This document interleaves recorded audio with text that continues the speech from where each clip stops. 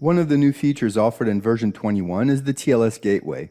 The introduction of TLS SSL for secure communications limited to a subset of agents means TLS and non-TLS agents will need to cohabitate and share file transfer services. This course explains TLS Gateway. The purpose of the gateway is twofold. First, it powers file transfer mechanisms between TLS and non-TLS agents. Second, it provides a CP port for non-TLS agents when no conventional CP service is available. TLS Gateway is an external component which authenticates the same way as an agent. Its purpose is to support non-TLS agents. The process for installing the TLS Gateway is the same as any other agent. It requires INI configuration and TLS encryption for Java-based agents. It shares part of the agent's code and uses similar technology to log into the system. Finally, we'll see TLS Gateway in action using two agents on separate hosts, one in version 21 and the other is an older version, which is technically not TLS SSL enabled. We'll see the different impacts of the gateway. By now, you should know that version 21 requires TLS SSL security for connections between the automation engine and certain agents, namely version 21 Unix, Windows, and Java-based applications. All other agents are GSS, in other words, non-TLS SSL enabled, irrespective of their version. TLS-based communications move through the JCP. This being said, we need to consider what happens to other agents as they need to cohabitate. For example, ZOS and VMS are not TNS enabled, and yet they require support for file transfer processes with TLS agents. In AE version 21, these agents continue to connect through regular CPs. TLS Gateway's primary objective is to maintain file transfer capabilities between TLS and non-TLS agents. TLS Gateway translates file transfer packages from GSS or non-TLS agents to TLS and vice versa. It also provides a conventional CP port for non-TLS agents to connect to. In version 21, legacy CP services are no longer the point of access for TLS agents. As long as all your agents are TNS enabled, the CP is not required and you can even turn it off. Where you do in fact support non-TLS agents, but no CP is available, TLS Gateway can be configured to provide that CP service. TLS Gateway translates server messages between the GSS and TLS protocols. On a technical level, TLS Gateway is installed and configured like an agent. It requires TLS encryption like all Java applications. We configure the INI file, deploy a private key certificate using either Trusted Cert Folder or CA certs, and we start it. We then assign the gateway to the client where its services are needed. First, let's provide some context. Prior to version 21, all agents connected through CP processes and file transfer mechanisms were handled natively.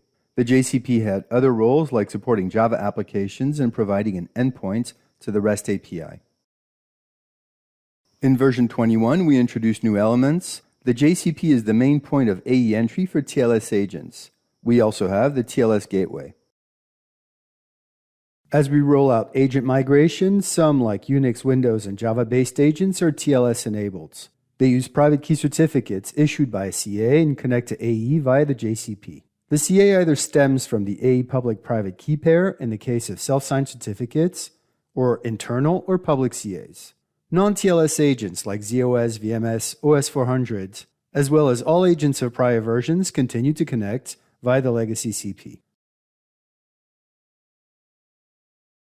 Mismatched file transfers between TLS and non-TLS agents use TLS Gateway as a GSS TLS gateway. There are dedicated ports. Port 2222 is used by TLS agents when connecting to TLS Gateway to execute file transfers with non-TLS partners. Inversely, 2223 is used by GSS agents when connecting to TLS Gateway to execute file transfers with TLS partners. In situations where the legacy CP is taken offline, TLS Gateway assumes CP port connections for non-TLS agents.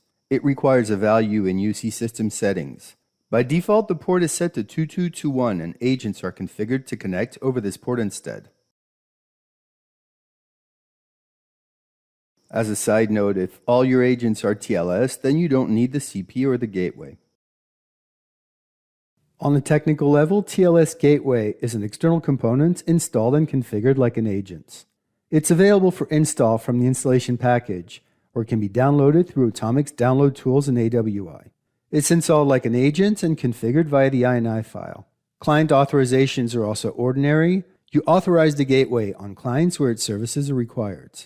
The INI file has the details of the TCP/IP connection over port 8443 by default, very much like a Java-based agent. We also have to set the ports for TLS agents and non-TLS or GSS agents to connect to. If we go without a legacy CP, then the gateway can also serve a CP for non-TLS agents. Obviously, it needs a port.